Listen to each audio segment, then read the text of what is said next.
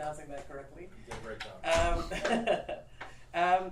If anyone knows about entrepreneurship, it is him. He knows about every single aspect of entrepreneurship. He's taken companies from seed to IPO, so he knows the whole gamut from beginning to end. And if anyone can talk about successes and failures and struggles that anyone has faced and how to ultimately turn it all around to be successful, it is him. So it is my distinct pleasure to welcome him to class today. Please make him feel welcome.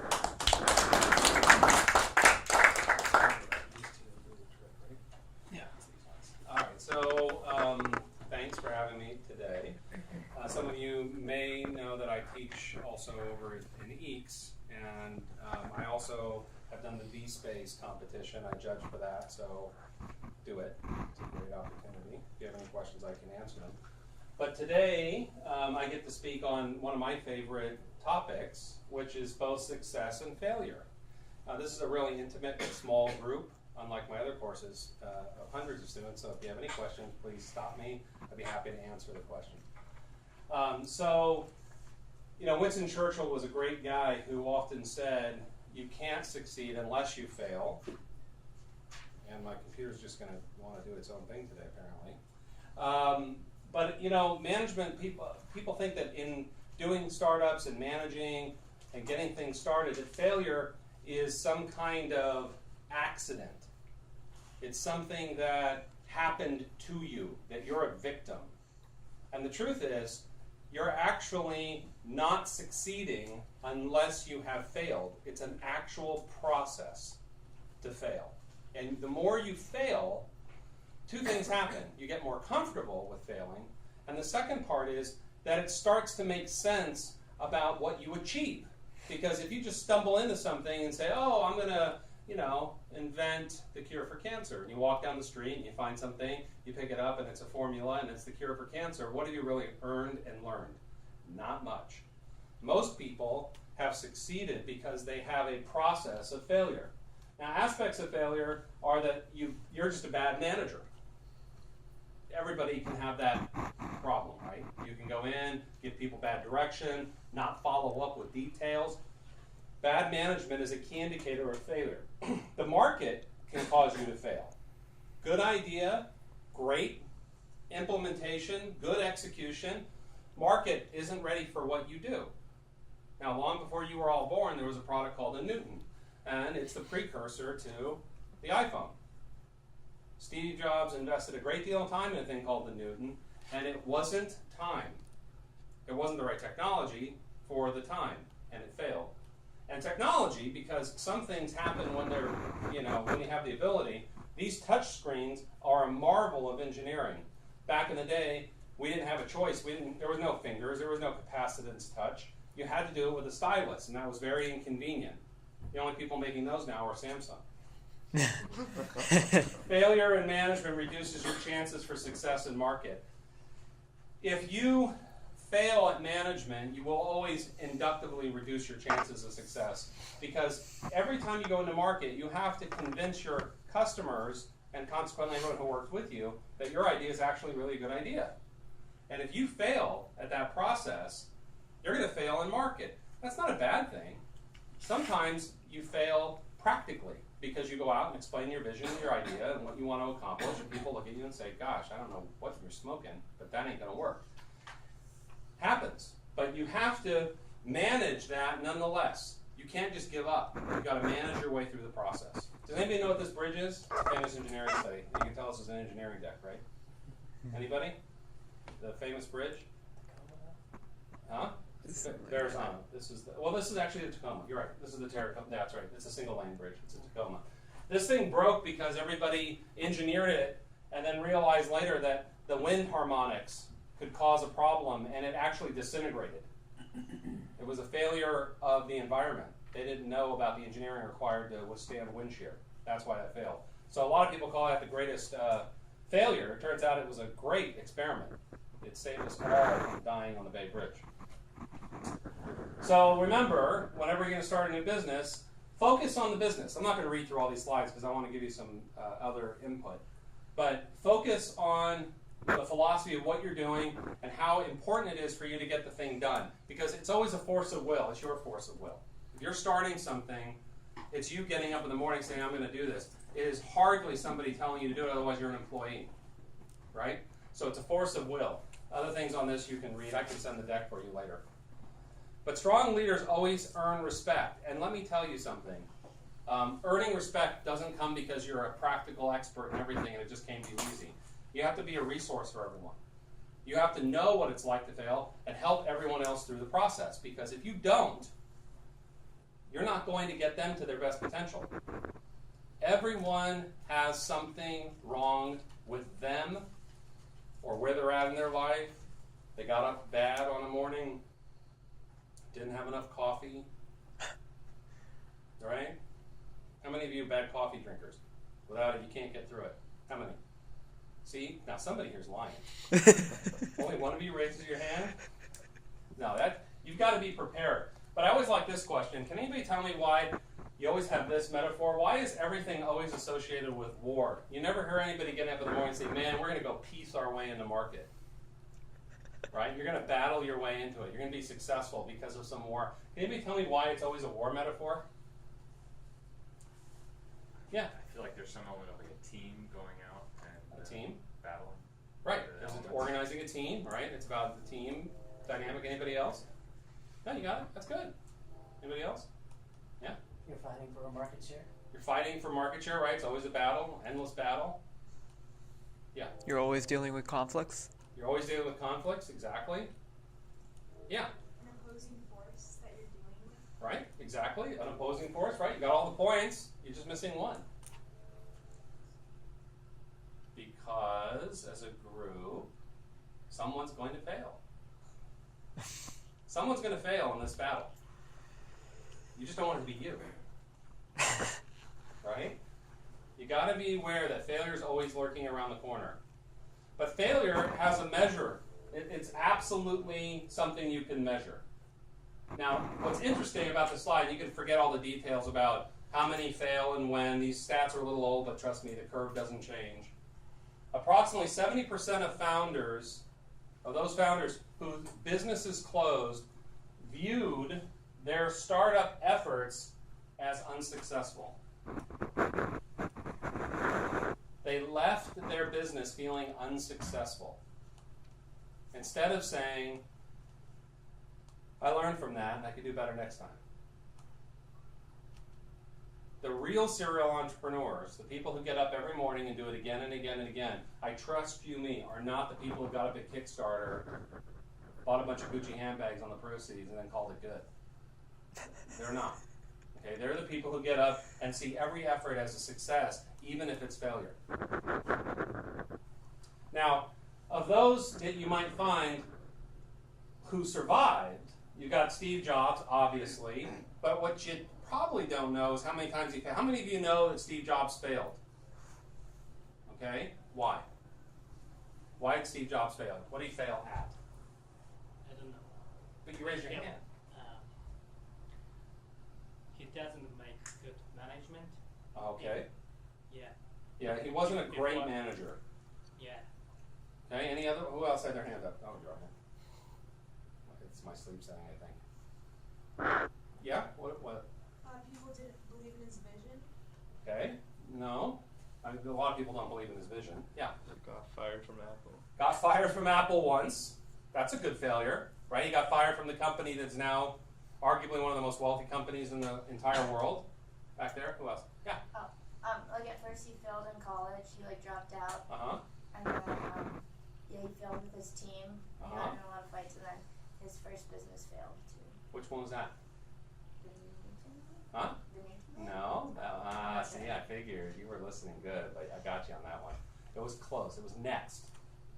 His Next computer company. What you all don't remember is when he got fired from Apple, he went off and formed a company called Next Computers. And Next Computers darn near went bankrupt. And when I say darn near, it was bankrupt. It just didn't run out of money right away. It was like he was writing checks out of his personal bank account. So he failed miserably more than once, but kept getting up and doing it again because he believed in what his vision was. You know, Bill Gates, he's a survivor, right? Larry Ellison just retired. Meg Whitman, she's a survivor. She keeps up and she keeps doing it, right? Bezos, he's taking a hammering right now with his Amazon stock, but he's going to do all right. Who's this guy? You know this guy? This guy is the guy who wrote the book on why GE is successful. Without this guy, there would be no GE. Before all the famous guys, this guy really wrote the book. He's a real winner. Now, other people who you might recognize weren't so successful. Now, they happened to keep doing it because they made enough money to keep investing, but as entrepreneurs, they weren't terribly successful. But it comes down to this. Every time you go through this startup process and you're an entrepreneur, you're going to go through a series of steps and you're going to run into these inflection points. And what you're going to have to remember is that the whole first part is experimentation. The entire first part. Notice I have it in 3 parts, like a 3-act play, right?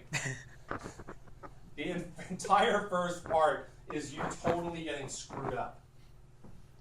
Okay? It's making that product. It's like, how many of you, who has a favorite recipe they make? Come on, one recipe. Yeah, what is it? Guacamole, right? How many guacamoles did you make before you actually liked it? A few, right? Yeah. What was like some of the variants you had? Too much salt, too lime. Too much salt, right? Yeah. Too much lime. Yeah. And it's like whole different batches, right? No cilantro really fails, I think. Real fails, right? So, and then you had to try it out on other people, right? It's not like you just made it for yourself. Right. And they went like, oh my God, and they were nice and polite, right? I eventually got it. And you right? So now you're being accountable, and people expect it of you, don't they? Yeah, they kind of do. Don't they? Right? You're like, oh, let's give it together in the party. Your guacamole, right? And you're like, no, I want to try something else. But you're accountable, right? And now you're moving into the repeatable phase. How many other people have done that? Come on, somebody's got to cook or do something awful, right? I'll tell you what mine was. Mine was making a chocolate cake when I was a kid. And I forgot the milk.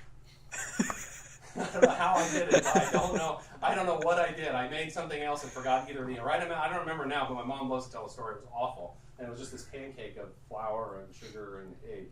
And it was just awful. But it was my first attempt. Later on, I ended up studying to become a chef, so it wasn't all that bad. But, everybody makes their first mistake. But the key here is it doesn't change. You're still looking for that value. You're trying to figure out what's that first thing, what's that moment. And then you've got to get all your team in. That's all you. There's no excuse here. There's nothing else. This is all about you trying something, probably failing, and then getting up and doing it again. And you do it a lot, especially when you get funding. I always like this. People, and especially nowadays with all of these programs, think this is it. Like, this is the answer to all things. How many people here have heard about like B Plan and all these B space? I got so many B's in my head from this darn place. I always forget. The B competition, the business competition. They it's like, and you'll get funded. Ta-da! Does that sound like the end of the road? It's like, woo! We started a company. Woo! I invented cold fusion, and I'm funded. There's all the stuff that happens after. And not only that, you don't even get to play when you think, oh, I'm going to become an entrepreneur, and then I'll eventually become a CEO. And most I separate entrepreneur from founder. These guys sometimes don't even make really good founders of companies. They get the idea going, and they're like, yeah, this is woohoo! And then some other guy comes along and says, that's a great idea, but you don't have a clue. Oh, well, what do we do? Well, we form a company, and we're founders. And you partner up with that rare genius who's come up with something, and you start to make something work. Then eventually you become a CEO, and then eventually you become a professional CEO. And to tell you the truth, you're often longer a professional CEO than you are a regular CEO than you are a professional CEO. Here you're just slugging it out. When you're a professional CEO, you come to the top of your career, and that's what you get hired for. It's your job. And even then, really all you're doing is living on your past failure. All this built you up for that opportunity. Anybody like this? Whoa, God bless this thing. Why is this? Oh, I know why. It's that stupid wireless. Hang on a second.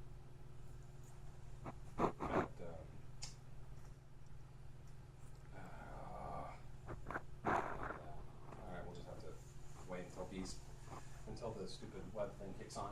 So you're the creator, you're focused on short-term results, you're always short-handed. It's ideal to be close to the action and the customer. Your skills fit the job you were created. But ultimately, you're always the guy who's got to do the work. Always remember that. And guess what? Here's the thing. When you're a CEO and you're an entrepreneur and you think everything's great, how many of you remember what it was like to open a bank account? Okay, wait a minute. How many of you have bank accounts? Okay, scared me there for a minute. I thought maybe no. Okay, how many of you remember having opened that bank account? One. Okay, and what was that? Two, three. All right, finally somebody's being honest here. All right, what was it like? Well, I had to wait for about 4 hours. Uh-huh. Yeah, because I was an international student. It was pretty simple. Uh-huh, and what did you do? Just gave them a few details. Uh-huh, gave them your passport. Mm-hmm. Right, hi, I'm so-and-so, here's my thumbprint. Yes. Yeah, No, right. no problem. No? Didn't have to do a thumbprint? No? Guess what? What? That was about the easiest bank account you'll ever open compared to opening one for a business. Yeah. It's like 100 times harder, right?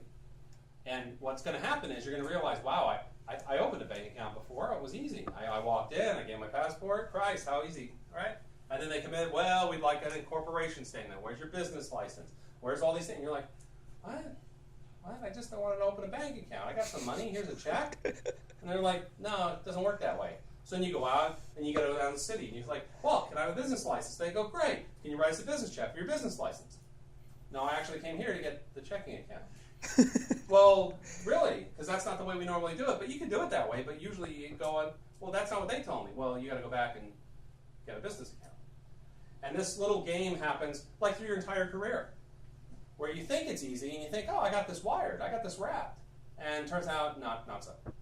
Everything changes, the rules change, regulations change, and you think, nope, I got it good. I've done this job 100 times. We just stroll on in, and then the rules change, and guess what you're doing? There's a word for it. You're challenged. There's another word. It's the whole theme of this damn show. Come on, guys. Failing. You fail. Right? You keep failing. And you think, you go home and then you think, how did that happen? I had this wrapped. This was good. And somehow it didn't work out. But that's what it's all about. So at some point you're going to have to transition, and you're going to want to count on the fact that you've trained your team to be successful. You know? And here's the thing. Your skills no longer fit the job you created. I love this part. You'll get to a point where you've created a job that it ain't you anymore. I've done that a number of times. I've created a company, I've grown it to a certain stage, and then I realized, you know what? That ain't me anymore. I don't know how to do it. I don't want to do it. And I give it to somebody else who can do it. It's a great feeling if you can ever get there.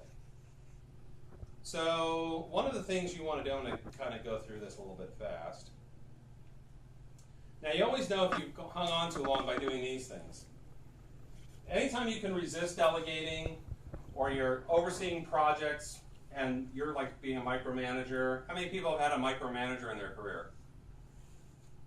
No, come on, really? I know you were at Berkeley. You probably had a lot of them. You? What was it? What field? No. What was the micromanagement experience? Just, are you talking about like how it went? Yeah, what happened? They were just very like meticulous about and not trusting in my skills, and it just didn't let the ship sail very smoothly because instead of trusting in your team, it was just a lot of overlap of information and waste of time. Right. So what was that for them? Did they end up succeeding in their business, or? No. No, they failed, right? Yeah. Do you think they appreciate the failure? Yeah. Why? Because they learned from it. You think? Yeah. You know them? No, they probably didn't because they're very stubborn, but I hope. Right. See that? Isn't that funny? We always like to talk about failure and other. No, of course they learned. Yeah, that's it. It's politically correct. We all talk about the positive upside, right? Let me tell you something. Failure is a bitter pill. It is the thing that makes you get up every morning and go, oh, yeah, I remember that. It's like getting a huge scar by cutting yourself, especially when you're cooking.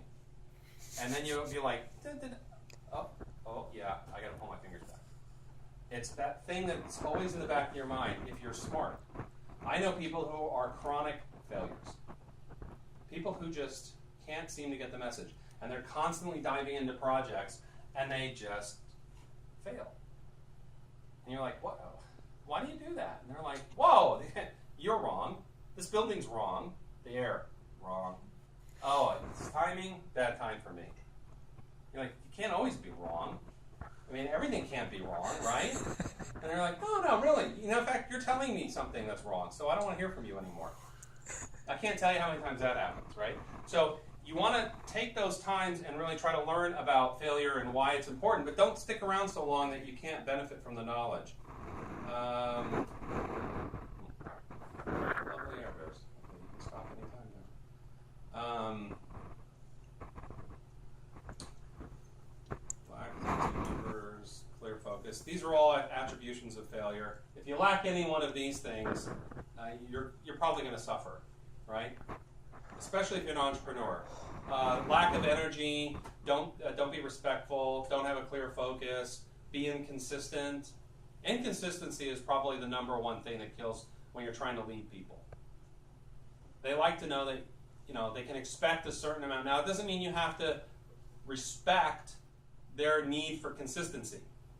You don't need to do that. That can lead to its own kind of failure, right? That's codependent. When you're in a business and the person's like, I really just can't get up in the morning. You're like, that's cool. I'll do your thing for you. How long does that last, right? I always like to use this example. Anybody here a barista? Ever done coffee service? Oh, thank God. I guess that's the difference between Berkeley and UC Santa Clara. If you end up, that's recorded, right? They're going to be like, if you end up with somebody who's a barista, right? You're getting slammed at 5:30 in the morning. It's not convenient to have somebody who works with you who's like, no, really, it's morning. I'm just not good with mornings. It's cool if you hang out for me, and you're getting swamped. How many times are you going to do that for the person? Right? Not at all, right? That sucks. But if you keep doing it, you're the failure in that story. And I see it happen a lot. I see people compensate for other people who are working with them, and they drag everybody down. Sometimes you got to have a little tough love. It's got to be like, hey, morning person or not, I'm here, you're here. Covered you once, covered you twice, 3 times, you're out. Don't let failure overtake you.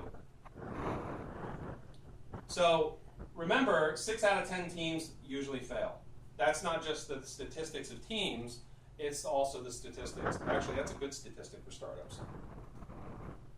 6 out of 10 teams will fail. When you create teams in your office or you're working with other groups, don't go into it like, oh man, I've been assigned a new project, I'm the hero, new team, we're going to rock it, totally successful every single time, 100%, knock it out of the park. If you're not honest with yourself right off the bat that this could be your next dismal failure, you're probably going to actually trip into the failure part. You've got to go into this with a thought that maybe this isn't going to be the winner scenario. What can I do to make sure that I'm hedging against that bet? Because historically, teams fail. In fact, if you're going into one of the big firms, Deloitte, any one of those, they'll tell you straight up, hey, you're one of this number. If you're going to be one of the, if you're going to be one of the 2, if you're 9 and 10, you got a place in this company. If you're anybody else, you're out of this company. It's just a matter of when. So if you're thinking about getting a job in one of the big firms, and this is going to be a skate, you're going to walk out of school, get your master's degree, straight in, big bang, good to go. Remember, the numbers don't work against you, unless you're a person prepared to fail and then improve. Let's see. Limiting efforts. These stats are really clear. It's amazing what people report, that 56% of their teams just don't hold up.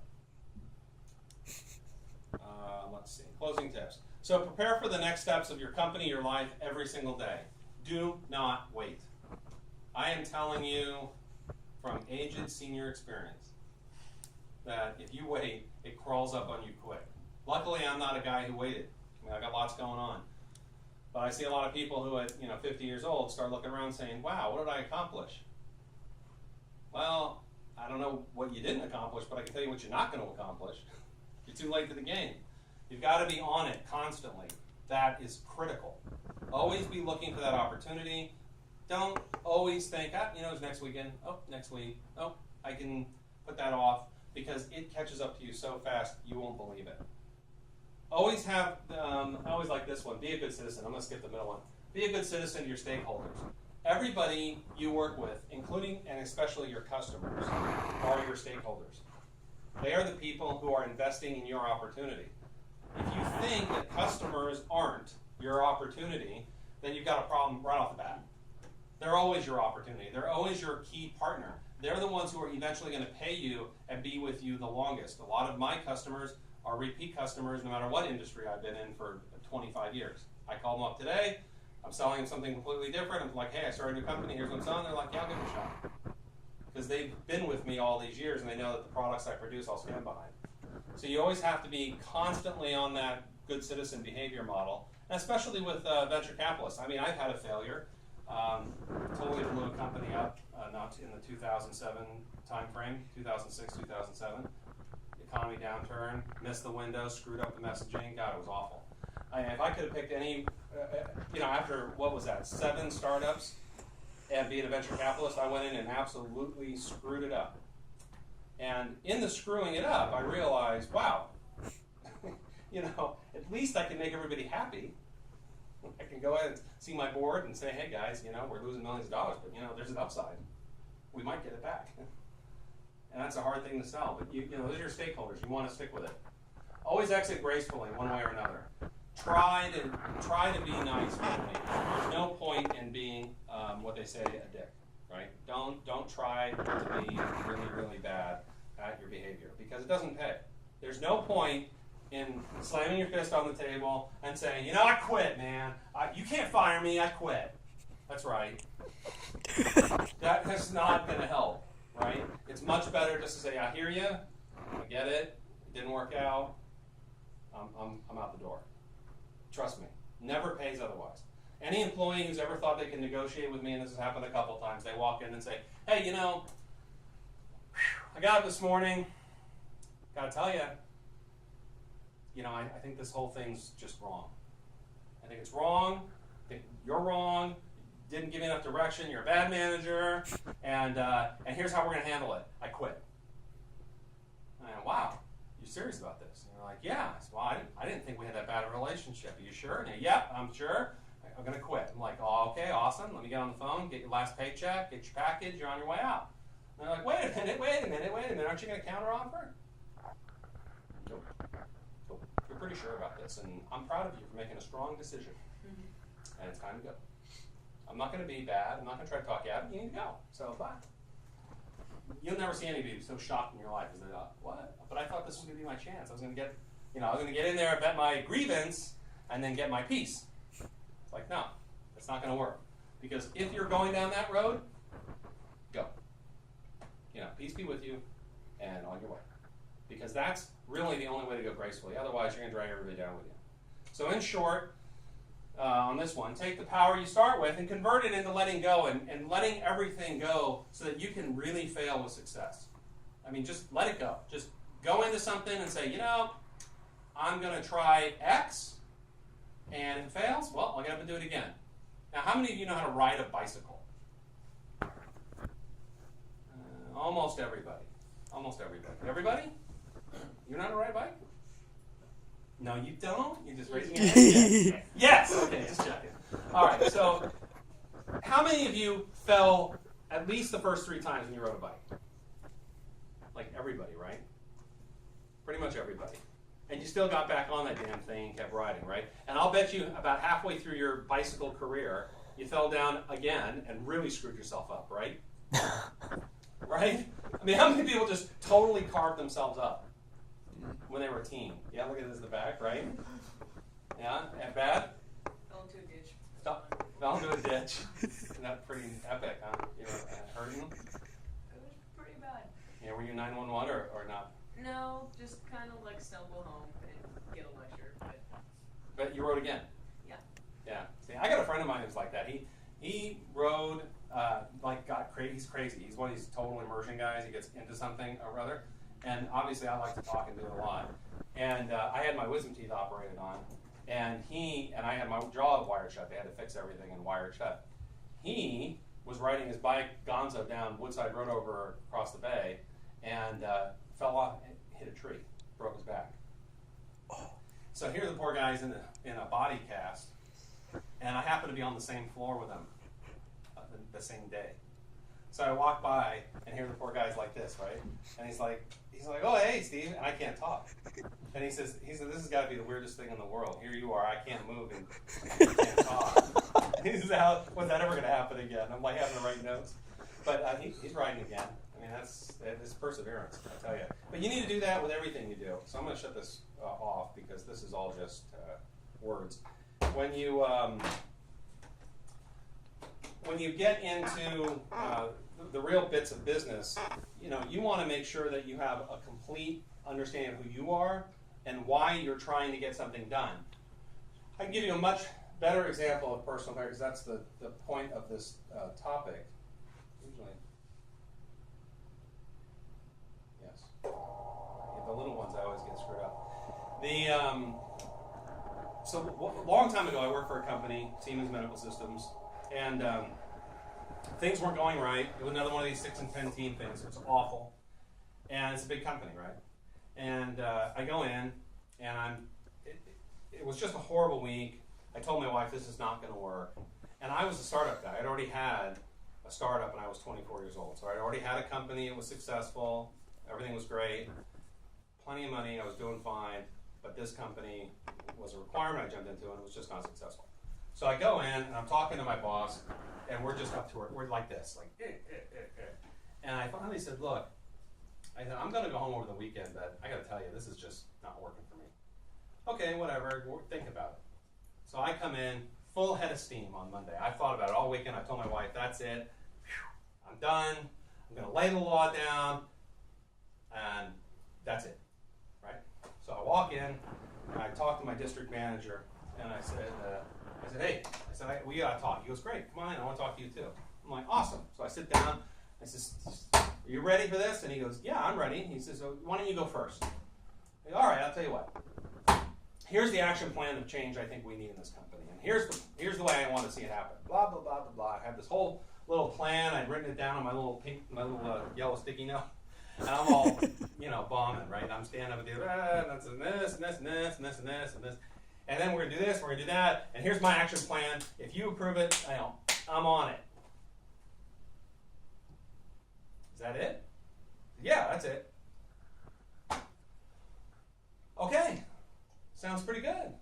It's not really. If you can approve it, I'm good. He goes, no, it sounds fine. Sounds good. So I like the plan. See how you do. I'm like, okay, well, what do you want to talk about? He goes, nothing. We're good. We're good here. No, really. I want to get it all out. We should have open dialogue. He goes, no, really. I approved your thing. Get going. Have a nice day. 4 years go by. 4 years. And long story short, I'm leaving the company. And I go into the office, and he says, hey, your package is here. We're all sorry to see you go. Everything's lined up. You just got to sign some documents. We're good to go. I said, okay, great. Sit down, take out the folio, start signing, because there's just one thing I want to get for you. And he reaches under his desk, and he pulls it open, and he fiddles around, takes out this envelope, and he says, I really want to give you something on your last day. Okay. But isn't everything in the package? He goes, no, this is personal. And he hands me this check. I look at it, open it up, and I said, $1,200 or something? It was like $1,241 change. And look, I have a paycheck. And I said, I don't get this. What's this all about? It's all wrong. And he goes, yeah. He says, see that check is the check I had cut for you. You were going to get fired the day you came in and told me what you were going to do to change things. So I had your check all ready to go and everything, and I stuck it in my drawer, and I decided not to fire you. And I ended up staying with that guy for 4 years. He ended up moving on to Varian and doing other great things. But if you don't have that conviction, I am telling you, from failure, you will absolutely continue to fail. You have to be ready to go in with everything you got, say what you need to say, and activate. Because every single time it's a challenge. I go into VC meetings. I was a VC for years. I've been involved in the process. I go into meetings all the time. Today, I'm doing a new startup right now, and it's nothing but rejection. Nothing but rejection. From guys, some of them weren't even in college when I had my first public offering. And they ask you the most inane questions. And by the way, if anyone at UDC see this on tape, you know who I'm talking to. And you have to just stare at them and go, really? Really? And they go, yeah, if you don't do this, you're going to be a failure. And I'm like, man, you got to come up with something better than that. I can fail all day long, and I'm good at it. It's how you become successful that's the key, and that's what's going to get you through it. Because at the end of the day, when you raise a company and you get the funding and you get the team, what do you think they're buying? Do you think they're buying that you have some great invention to make a new Twitter app?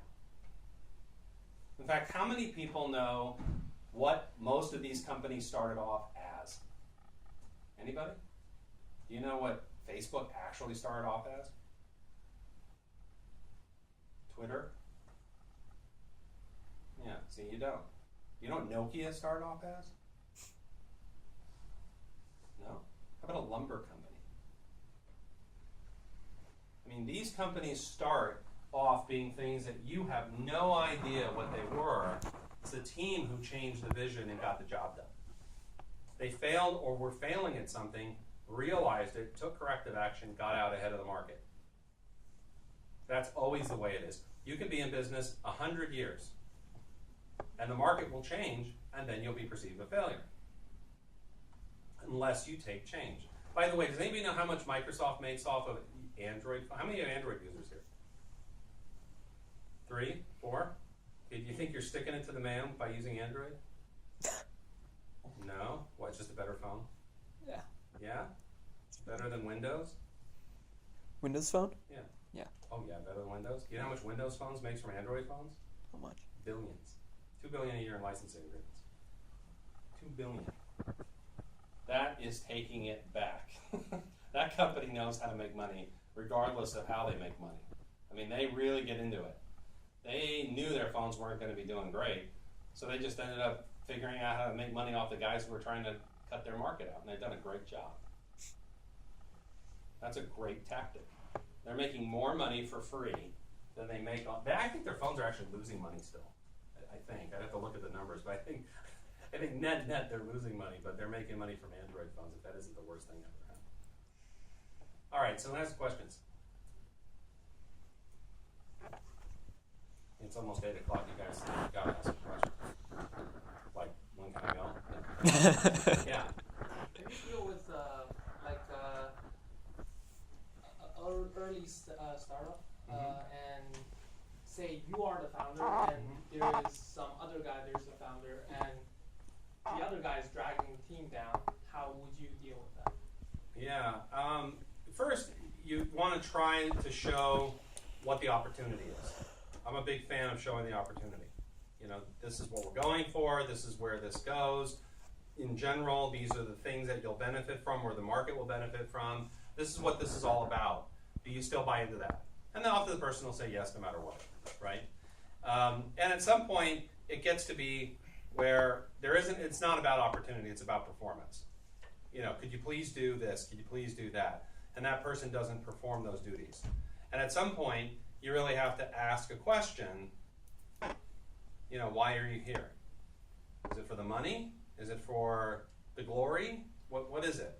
And if that person, that co-founder, isn't quite pulling their load at that point, you have to sit them down and very clearly tell them, look, we tried these things.